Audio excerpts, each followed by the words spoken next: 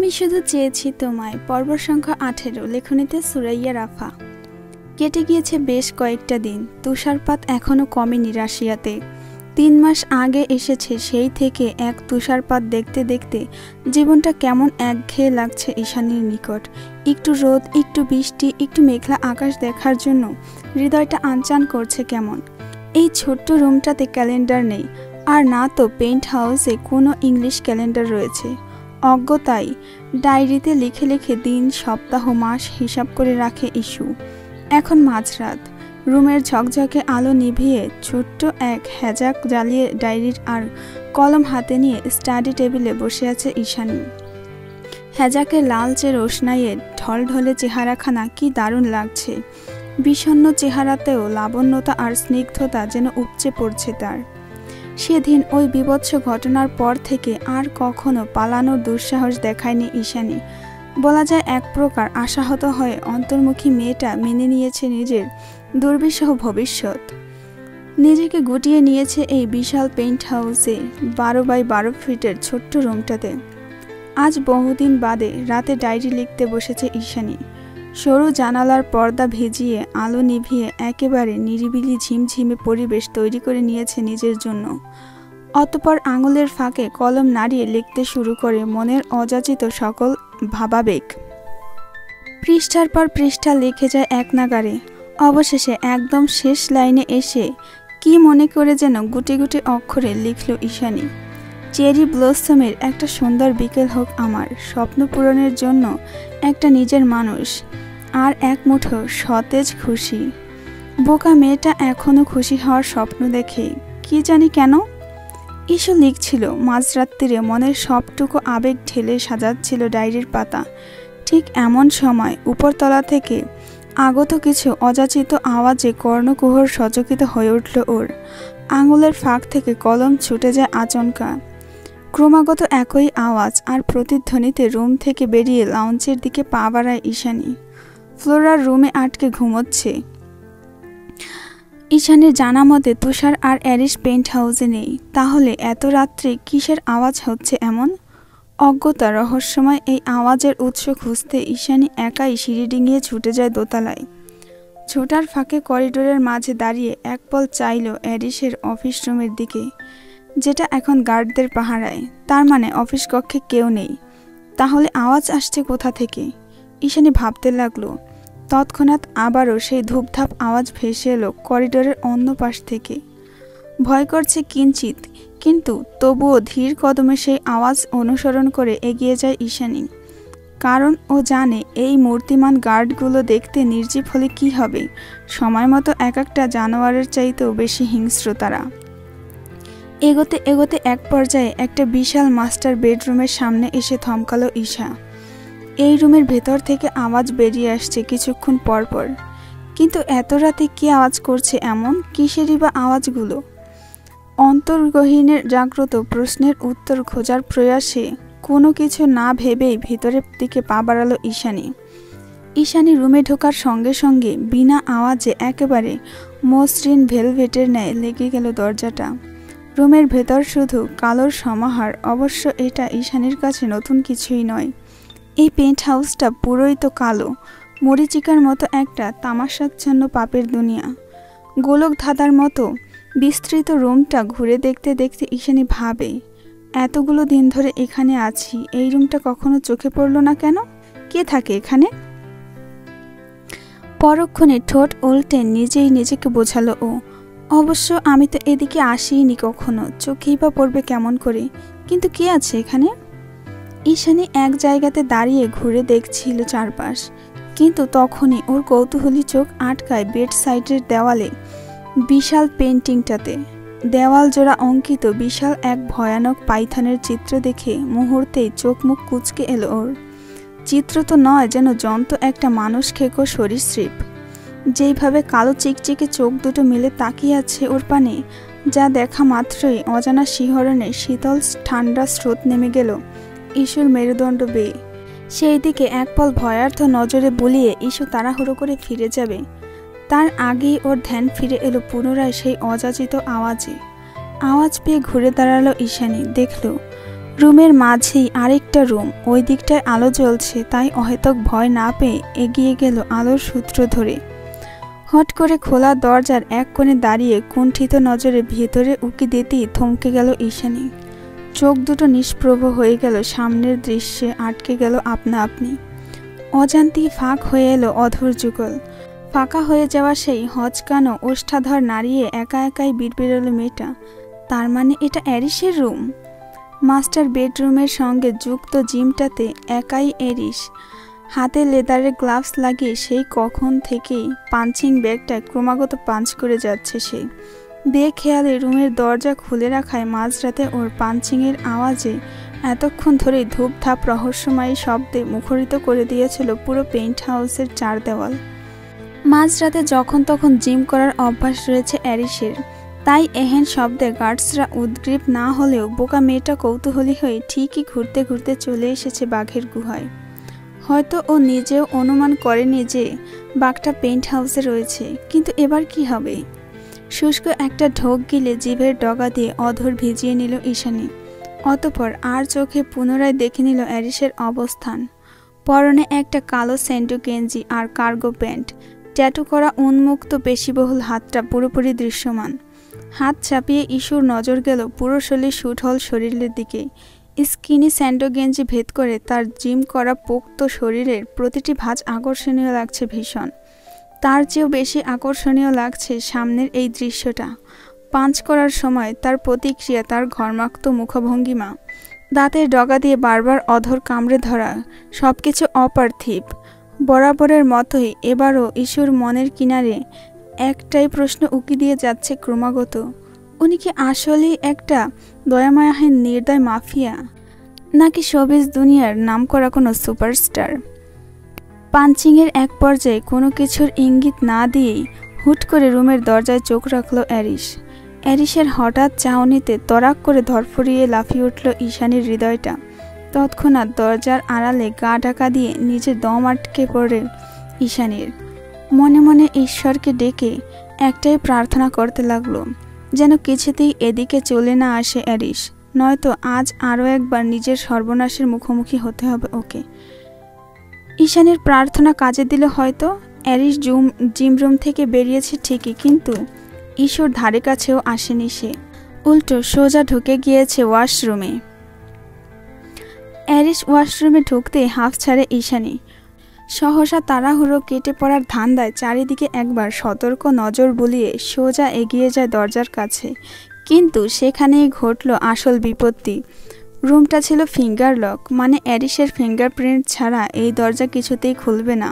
কিছুতেই না মানে কিছুতেই না। খানিকক্ষণ টানাটানি আর জোর জবরদস্তি করার অবশেষে ঈশানী যখন বুঝতে পারে এই কাহিনী, সঙ্গে সঙ্গে কলিজার সব পানি শুকিয়ে কাঠ হয়ে যায় ওর ভেতরটা। তপ্ত শ্বাস ছেড়ে চকিতে ঘুরে দাঁড়িয়ে ভয়াতুর দৃষ্টি মেরে তাকায় পুরো রুমের দিকে। এই কালো রুম, দেওয়ালের পাইথন পেন্টিং, ওয়াশরুম থেকে আগত শীতল পানির ঝপঝপ আওয়াজ, সবকিছুই যেন একযোগে বিদ্রূপ করে হাসছে ওকে দেখে। সকল আওয়াজ ছাপিয়ে শুধু একটা কথাই ক্রমাগত প্রতিধ্বনিত হচ্ছে ঈশ্বর কর্ণকুহরে, বোকা ঈশানী। সব সময় নিজেকে আত্মবিশ্বাসী প্রমাণ করতে গিয়ে ফেসে যায় মেয়েটা, বেচারি। কুণ্ঠায় এক কোণে জড়সড় হয়ে দাঁড়িয়ে আছে মেয়েটা, বিভ্রান্তি আর অস্থিরতায় মস্তিষ্ক নিশ্চল। ঠিক তখনই ওয়াশরুমের ভেতর থেকে ভেসে আসে অ্যারিসের রাশভারী আওয়াজ, তুষার, টাওয়ালটা এগিয়ে দাও তো। অ্যারিসের আওয়াজ পেয়ে অস্থিরতার চরম শিওরে পৌঁছে গেল ঈশানী। ভেতরের শঙ্কাকে পাছে হটিয়ে দুশ্চিন্তা ভর করল অযাচিত মস্তিষ্কে। এই রুম থেকে আপাতত বের হওয়ার কোনো উপায় নেই তা জানা সত্ত্বেও একবার সহস্তে ধাক্কা দিল মেটালিক দরজায়। অহেতুক ধাক্কায় সেটি খোলা তো দূরে থাক, উল্টো ব্যথা পেল ঈশানী। তুষার, ক্যান ইউ হেয়ার মি? টাওয়ালটা দাও। পুনরায় ভেসে এলো অ্যারিসের রাশভারী কণ্ঠস্বর, যা শোনা মাত্রই দরজা থেকে চোখ সরিয়ে চোখ ঘুরালো ঈশানী।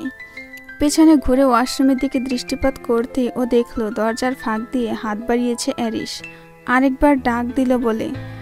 আর তারপর হয়তো সোজা বেরিয়ে আসবে ওয়াশরুম থেকে। তখন কি হবে? অন্তহীন ভাবনায় পিলে চমকে গেল ঈশানীর। ও আর কিছু না ভেবে গলার স্কার্ফটা দিয়ে ভালো মতো মুখ ঢেকে বেড থেকে তোয়ালটা টেনে নিয়ে সোজা এগিয়ে গেল ওয়াশরুমের কাছে। কাচের দরজার ফাঁক গলিয়ে হাত বাড়িয়েছে অ্যারিস। এক কোণে কোনো মতে আঁটোসাঁটো করে দাঁড়িয়ে নিঃশ্বাস আটকে কম্পিত হস্তে অ্যারিসের দিকে টাওয়ালটা এগিয়ে দিল ও। তৎক্ষণাৎ তোয়ালের বদলে ঈশ্বর নরম হাতের কবজিটা টান দিল মাফিয়া বস। অতঃপর চোখের পলকেই হ্যাচকা টানে ভিতরে নিয়ে গেল। ঈশানী কিছু বুঝে ওঠার আগে ওকে ঘুরিয়ে নিজের বাহুবদ্ধ করে অন্য হাতে ধারালো চাকুটা আকস্মাৎ চেপে ধরল ওর গলায়। সরু কণ্ঠনালী ঠিক নিচে ছুঁই ছুঁই করছে একটা চকচকে ধারালো চাকু, যা দেখা মাত্রই শরীরের রক্ত ঠান্ডা হয়ে গেল ঈশানীর। মাত্রাতিরিক্ত আতঙ্কে জর্জরিত হয়ে নিঃশ্বাস ভুলে নিতে গেল মেয়েটা। ওদিকে শাওয়ার থেকে নিঃশব্দে বেরিয়ে আসা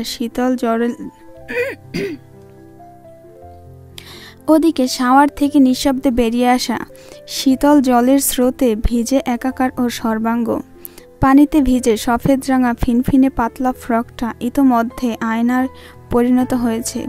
পাতলা ফ্রকের আস্তর ভেদ করে মেয়েটার গমরাঙা কোমল ত্বক স্পষ্ট দৃশ্যমান, যদিও অ্যারিস কিংবা ঈশানী কারোরই খেয়াল নেই সেদিকে। এই মুহূর্তে কঠিন কোনো শাস্তির ভয়ে নীল হয়ে আছে ঈশানীর সমগ্র মুখমণ্ডল। অ্যারিস নিজের হাতের অবস্থার অনড় রেখে অত্যন্ত কুটিল স্বরে বলে ওঠে, ঠিকই ধরেছিলাম, রুমে কেউ একজন ঢুকে পড়েছে। অ্যারিস ইউভানের সিক্স সেন্স কখনো ভুল হতে পারে না। অ্যারিসের কথাগুলো কর্ণকুহর ভেদ করতেই চকিতে ঘোরে ঈশানী। অবস্থান থেকেই চোখ রাখে পিয়ার্সিং করা ধূসর বাদামি একজোড়া অনুভূতিহীন শূন্য চোখে। শাওয়ারের পানি এসে একই তালে ভিজিয়ে দিচ্ছে দুজনকে। স্নিগ্ধ জলের স্পর্শে অ্যারিসের সিগারেটে পোড়া কালচে বাদামি অধর যুগল আরও উজ্জ্বল দেখাচ্ছে। তবে অধরতলার ওই নির্লিপ্ত তিলকের কাছে সেই উজ্জ্বলতা নিতান্তই ফিকে লাগছে। ঈশানী তাকিয়ে আছে, ওর চোখের কোণে বহুল আতঙ্কের ছাপ। ওদিকে গাঢ় নীল অক্ষি যুগলের দর্শন পেতে না পেতেই কয়েক ন্যানোসেকেন্ডের মাঝেই চোখের রং বদলে গেল অ্যারিসের। মুখটা স্কার্ফের আড়ালে ঢাকা দিলেও অ্যারিসের আর বুঝতে বাকি নেই এই নীল চোখের মালিক আসলে কে। এই সেই চোখ যা দেখলে অ্যারিসের মতো মানুষের কড়াপড়া হৃদয়টাও গতি হারায় নিমেষেই। বিচক্ষণ সর্বগ্রাসী নির্দয় মাফিয়াটাও লক্ষ্যচ্যুত হয় বারবার। পাপি মাফিয়া বসটার দুনিয়া থমকে যায় এই মহাসমুদ্রের মতো গাঢ় পবিত্র জোড়া চোখের মাঝে। না চাইতেও ভিতরের পৈশাচিক সত্তাটা হার মেনে নেয় বারবার। ঠিক এখন এই মুহূর্তের মতো সরলতার গাঢ় নীল চোখের মাঝে আটকে গিয়ে কখন যে ধারালো চাকুটা হাত ফসকে নিচে পড়ে গিয়েছে সে কথা জানে না স্বয়ং অ্যারিস। চাকু পড়ে যাওয়ার ঝনঝন আওয়াজে নড়েচড়ে ওঠে ঈশানী। অ্যারিসের হাত থেকে বেরোনোর বৃথা চেষ্টা চালিয়ে গলার আওয়াজ খাদে নামিয়ে ঠোঁট নাড়ায় ভীত মেয়েটা। দয়া করে ছেড়ে দিন, ভুল হয়ে গিয়েছে। অ্যারিস ছাড়ল না ওকে, উল্টো ঈশ্বর তুলে নরম হাত দুটোকে উপরে তুলে নিজের বলিষ্ঠ হাতে মুঠোবন্দি করে কাচের দেওয়ালের সাথে আচমকা চেপে ধরে ওর লতানোর শীর্ণকায় শরীরটাকে।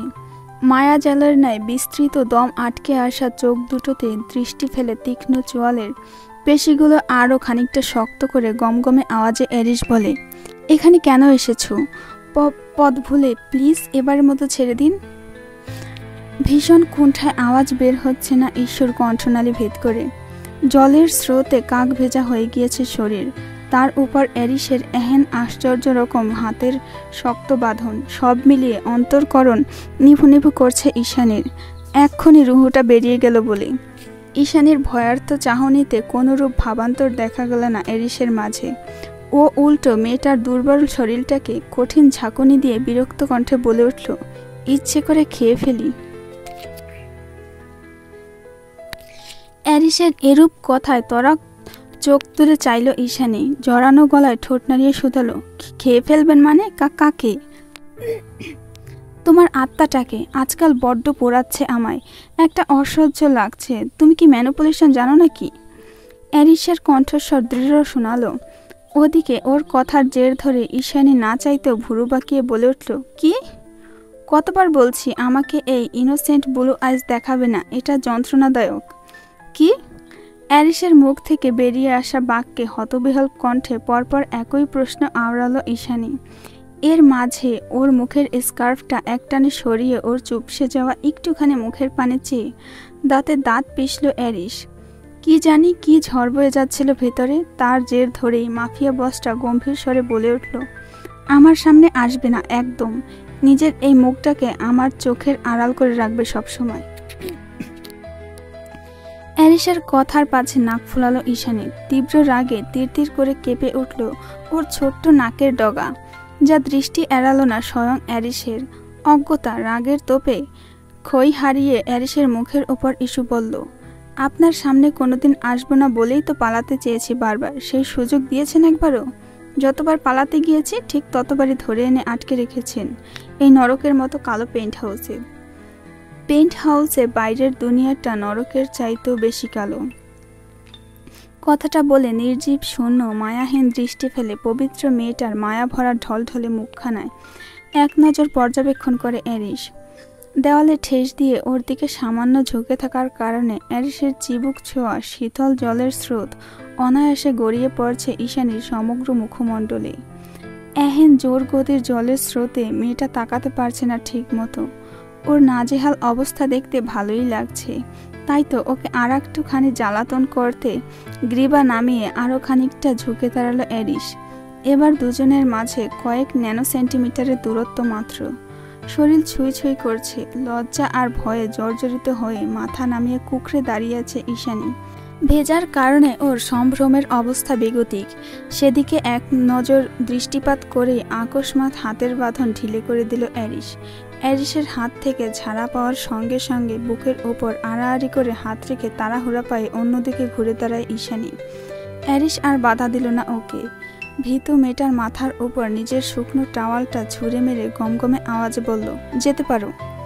অ্যারিসের আদেশ পাওয়ার সঙ্গে সঙ্গে ছুটে বেরিয়ে যেতে নিয়েও থমকে দাঁড়ালো ঈশানী। পেছন না ঘুরে রিনরিনে আওয়াজে বলল, দরজা তো বন্ধ, কিভাবে? ঈশানীর কথা শেষ হতে না হতেই ভেজা শরীর নিয়ে ওয়াশরুম থেকে বেরিয়ে এলো অ্যারিস। দরজার কাছে এসে কোনোরূপ জবাবদিহিতা ছাড়াই ঈশানীর আঙুলটা টেনে ধরে ওর ফিঙ্গারপ্রিন্ট সেখানে সেট করে রাখল। অতঃপর রুড়ো স্বরে ঈশানীকে বলল, গো অ্যাহেড। এবারে ইস্যুর হাতে দরজাটা খুলে গেল। দরজা খুলতে না খুলতেই অ্যারিসের তোয়ালেটা গায়ে পেঁচিয়ে এক মুহূর্তের মাঝে ভেজা শরীরে ছুটে বেরিয়ে গেল ঈশানী। হঠাৎ করেই নিজের রুমে ওর ফিঙ্গার লক কেন সেট করলো অ্যারিস? কেনই বা ওকে এত সহজে ছেড়ে দিল সে? এত সব অজ্ঞাত প্রশ্ন ঘুরল না ঈশানীর সরল মস্তিষ্কে। আপাতত এই ভয়ানক ভুতুরে রুম থেকে বের হওয়ার আনন্দে আত্মহারা ওর হৃদয়টা। ল্যান্টার্ন আর ফেরি লাইটের চোখ ধাঁধানো আলোক রশ্মিতে ঝলসে যাচ্ছে চারিপাশ। ভেতর থেকে ভেসে আসছে মন মাতানো রাশিয়ান গানের অচেনা কিছু সুর। বার কাউন্টারের ওদিকে মদ্যপান নারী পুরুষের উপচে পড়া ভিড়। সেদিকে অবশ্য দৃষ্টি দিল না অ্যারিস। পরনের ওভারকোটটা খুলে তুষারের হাতে ধরিয়ে দিয়ে মুখের মাস্কটা সরিয়ে এলিভেটর ধরে সোজা চলে গেল হোটেলের সিক্রেট কামরায়। ভেতরে থমথমে নীরবতা বিরাজমান। 7 স্টার এই বিশাল কামরার হলের মাঝ বরাবর অবস্থিত কাউচে বসে রেড ওয়াইনে চুমুক দিচ্ছে ড্রাগন হান্টার গ্রুপের গডফাদার ড্যানিয়েল হ্যারিসন। তার পাশের কাউচে বসে এক মনে ফোন স্ক্রল করছে টমেটো প্রিন্স খ্যাত ড্রাগ ডিলার অ্যালেক্স জেফ। ঠিক তখনই ওদের মাঝে উপস্থিত হয় অ্যারিস আর তুষার। অ্যারিসকে দেখা মাত্রই জোকার হাসিতে আপন ঠোঁট প্রশস্ত করে ব্যঙ্গভঙ্গিতে ওকে অভ্যর্থনা জানাতে উৎসুক হয়ে উঠল টমেটো প্রিন্স। আজকের এই সিক্রেট মিটিংয়ের উদ্যোক্তা মূলত অ্যালেক্স নিজেই। ও চাইছে না কোনোভাবে অ্যারিস আর ড্যানিয়েলের মাঝের সখ্যতা তৈরি করতে। দুই মাফিয়া গ্রুপের সন্ধিতে মাঝখান থেকে লাভবান হবে স্বয়ং অ্যালেক্স। এরা দুজন মিলে গেলে ওর টমেটো সসের ব্যবসা রমরমা। সে যাই হোক, আপাতত অ্যারিস আর ড্যানিয়েলের কথোপকথনের পালা। সামনে এগিয়ে গিয়ে ড্যানিয়েলের মুখোমুখি কাউচের উপর পা তুলে গা ছড়িয়ে বসল অ্যারিস। অ্যালেক্স জোরপূর্বক হেসে অ্যারিসের মাঝের গুমোট ভাবটা ভাঙতে বেশ উৎসুক কণ্ঠে বলে উঠল, ওহো রিস্কা, তুমি যে সত্যি আমার ইনভাইটেশনে এখানে আসবে সেটা আমি ভাবতেও পারিনি। After all you are Python leader. ড্যানিয়েলের দিকে তীক্ষ্ণ দৃষ্টিতে তাকিয়ে গম্ভীর কণ্ঠে অ্যারিস বলল, তুমি তো এটাও বলনি যে আমি ছাড়াও আরও একজন ইনভাইটেড এখানে। তাহলে অন্তত রিভলভারটা ঠিকঠাক লোড করে নিয়ে আসতাম। অ্যালেক্স মানাতে চাইল ওকে, চোখের পাতায় কয়েক পল ছেড়ে বলল, আহা রিস্কা, এখানে সমঝোতার কথা হচ্ছে, তুমি কেন অযথা এসব বন্দুক টন্দুক টেনে কথা বলছো? আমি এসেছি কারণ ডিলটা আমার সাথে হচ্ছে মিস্টার অ্যারিস। আমি তোমাকে এমন কিছু অফার করতে চাইছি যেটা তুমি সারা পৃথিবী খুঁজলেও পাবে না। এতক্ষণে মুখ খুলল ড্যানিয়েল। লোকটা অ্যারিসের চেয়ে বয়সে বড়, তবে নির্মিত পেট আর শরীরচর্চার মাধ্যমে তৈরি করা কৃত্রিম পেশিতে তার বয়স ঠিকঠাক অনুমান করা দুষ্কর। ওর ঠোঁটের আগায় লেপ্টে থাকা কুটিল হাসিটার দিকে এক পল চেয়ে স্পষ্ট গলায় অ্যারিস বলল, পেঁচানো কথা শোনার সময় নেই, সরাসরি ডিলে আসুন। ঠোঁট উল্টালো ড্যানিয়েল, কিঞ্চিত কাজ ঝাঁকিয়ে বলল, ওকে ফাইন। ড্যানিয়েল লোকটা যে ভীষণ চালাক তা বুঝতে বাকি নেই অ্যারিসের, তাই আপাতত চুপচাপ বসে শুধু পর্যবেক্ষণ করতে লাগলো ওর কর্মকাণ্ড। নিজের কথা শেষ করে একজন বিশ্বস্ত স্পাইকে ডেকে একটা বক্স আনিয়ে সেটা বাড়িয়ে দিল অ্যারিসের নিকট।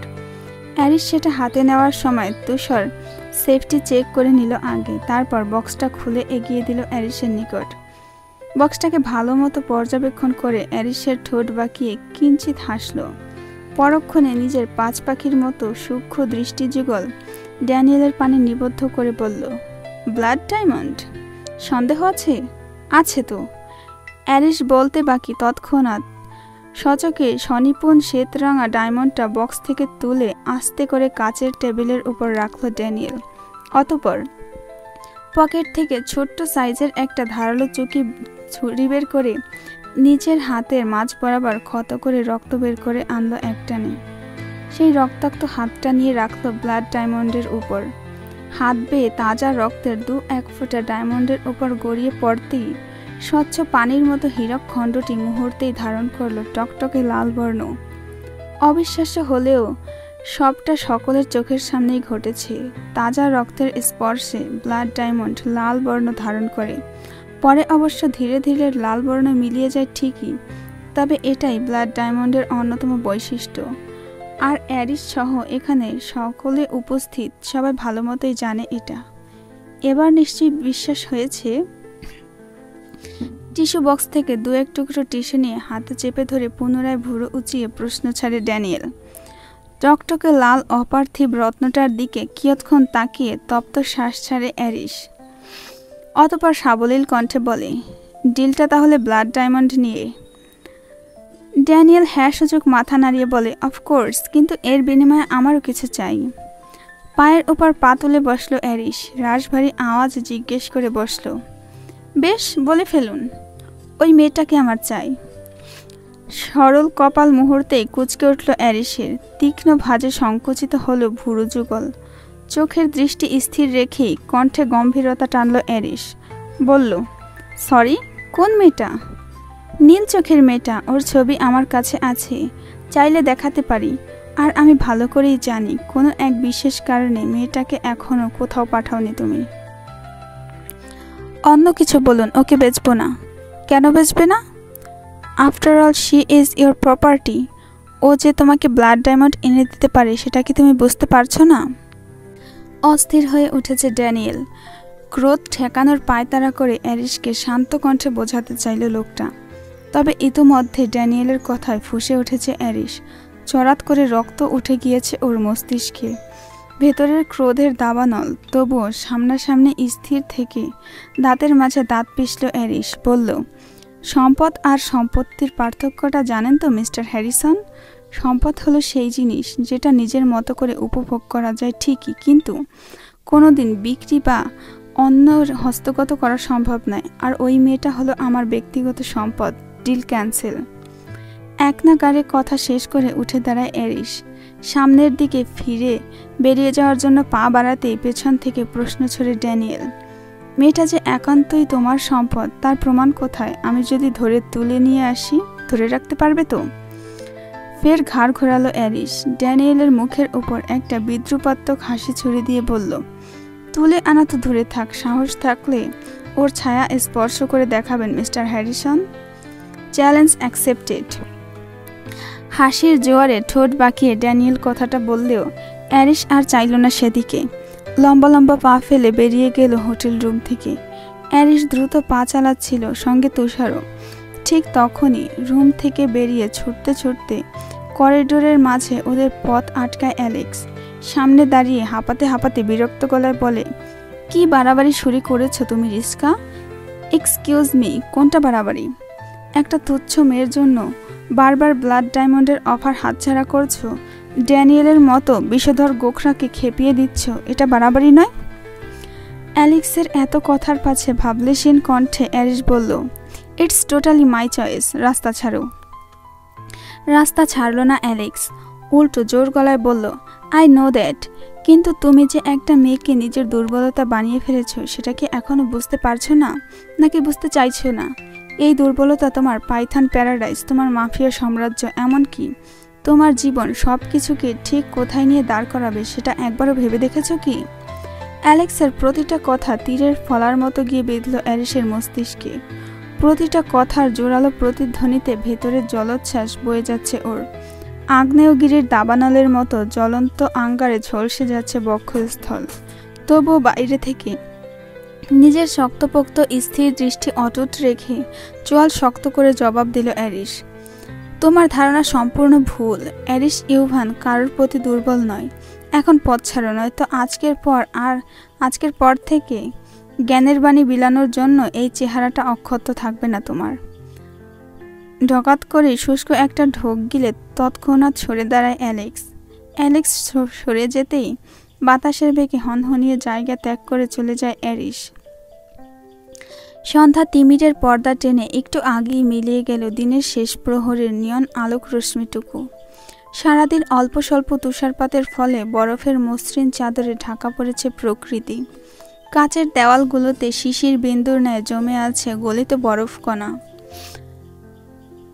ঈশানী আর ফ্লোরা কিচেনেই ছিল, টুকটাক কথা নিয়ে হাসাহাসি করছিল ওরা। তখনই মেইন গেট খুলে পেন্ট হাউসে প্রবেশ করে অ্যারিস। ওর চেহারায় ক্ষুব্ধতা স্পষ্ট। অ্যারিস লাউঞ্জে পা রাখার সঙ্গে সঙ্গেই থেমে যায় হাসির রোল। অ্যারিসের অগ্নিমূর্তি দৃশ্যগত হতেই ভয়ে জড়সড় হয়ে কাউন্টারের এক কোণে দাঁড়িয়ে পড়ে ঈশানী আর ফ্লোরা। আজ আর সোজা উপরে গেল না অ্যারিস, উল্টো মাঝপথে দাঁড়িয়ে লাউঞ্জে এদিকে ওদিকে নজর বুলিয়ে খুঁজতে লাগলো ঈশানীকে। এক পর্যায়ে ওর উদ্ভ্রান্ত চোখ দুটো দেখতে পেল সরলতার। কিচেন কাউন্টারের এক কোণে চুপসে দাঁড়িয়ে আছে মেয়েটা। চোখে মুখে ভেসে উঠেছে স্পষ্ট আতঙ্ক। সেসবের ধার ধারল না অ্যারিস। এগিয়ে গিয়ে শক্ত হাতে কবজি চেপে ধরল ওর। আচমকা ঘটনা চোখ তুলে অ্যারিসের পানে চাইল ঈশানী। ওর চেহারা স্পষ্ট কঠিনতা উপলব্ধ করে কান্না ভেজা কণ্ঠে কাকতি স্বরে বলে উঠল, কি ব্যাপার, কোথায় নিয়ে যাচ্ছেন, কি ভুল করেছি আমি? ঈশানীর কথায় কোনরূপ জবাব দেয় না অ্যারিস, উল্টো ওকে টানতে টানতে নিয়ে যায় দোতলার অফিস কক্ষের স্টোর রুমে। রুমটা ছিল অন্ধকার আর ভীষণ ঠান্ডা। চারিদিকে ছড়িয়ে ছিটিয়ে আছে ইলেকট্রনিক জিনিসের ধ্বংসস্তূপ। তার মাঝেই টেনে হিঁচড়ে ঈশানীকে নিয়ে এলো অ্যারিস। মেয়েটার পরনে কোনরূপ গরম কাপড় নেই, তাও সেদিকে এক বিন্দু খেয়াল দিল না অ্যারিস। ও একটানে ঈশোর গলার ওড়নাটা কেড়ে নিয়ে রাগের তোপে গজরাতে গজরাতে একটা ভাঙা স্ট্যান্ডের হেডবোর্ডের সঙ্গে হাত দুটো ওড়না দিয়ে বেঁধে দিল ঈশানীর।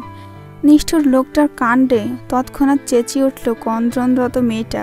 কাঁদতে কাঁদতে দিশেহারা হয়ে বলল, কি করেছি আমি, কেন এভাবে বাঁধছেন? এখানে খুব ঠান্ডা, আমার শীত করছে, ছেড়ে দিন দয়া করে। ঈশানের কথা যেন শুনেও শুনল না অ্যারিস। ও নিজের মতো করেই ঈশুর হাত দুটোকে বেঁধে ঘুটঘুটে অন্ধকারের মাঝে ওকে রেখে বিনা বাক্যে বেরিয়ে গেল স্টোর রুম থেকে। অ্যারিসের যাওয়ার পানে চেয়ে এখনও এক নাগারে চেঁচাচ্ছে ঈশানী। আকুতি মিনতি করে বারবার শুধু একটা কথাই বলে যাচ্ছে ও, অরণ্য যাবেন না দয়া করে, অন্ধকারে আমার ভয় করে, এখানে অনেক ঠান্ডা, আমি মরে যাব, দয়া করুন। কেন এমন অহেতুক শাস্তি দিচ্ছেন? কি ক্ষতি করেছি আপনার?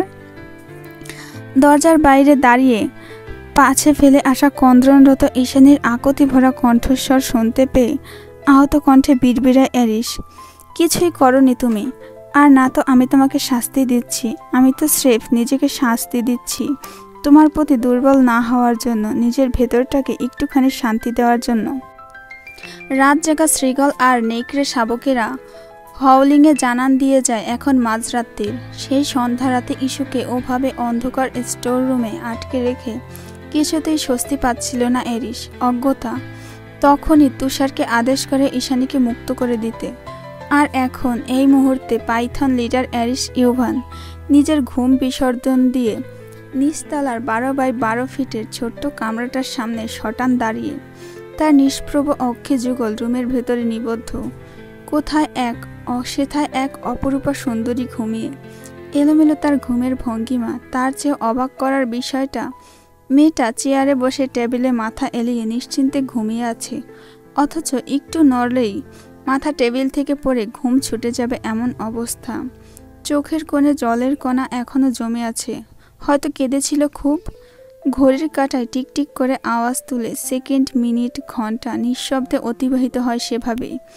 তবুও চোখ জুড়ায় না এরিসের। মাফিয়া বসের হৃদয় বইতে থাকা উত্তল জলোচ্ছ্বাসেরা ক্লান্ত হয় না মোটেই। অবশেষে উপায়ন্তর না পেয়ে ডক্টর মাতভাইয়ের নম্বরে কল দিল এরিস। বুকের বাম পাশটায় অযাচিত হাত বুলিয়ে বলে উঠল, doctor, I think I need a surgery. এরিসের কথায় পুরোপুরি তন্দ্রাভাব কেটে গেল ডক্টরের। তিনি হকচকিয়ে উঠলেন। What happened Riska? I don't know actually. Sometimes my heart burns like hell, or sometimes it beats so fast. Doctor মাতভাইয়ের জানা মতে এরিসের কোনো হৃদরোগের সমস্যা নেই। তাই সন্দেহের বশে তিনি হুট করেই কৌতূহলী কণ্ঠে জিজ্ঞাসা করলে বসলেন, did you fall in love or something? Doctor মাতভাইয়ের কথাটা পুরোপুরি শুনল না এরিস। তার আগে ছুটে গেল ঘুমের ঘোরে নড়ে চড়ে ওঠা ঈশানীকে পড়ে যাওয়ার হাত থেকে সামলাতে। অসাবধানতায় টেবিল থেকেই পড়ে যাচ্ছিল ওর মাথাটা।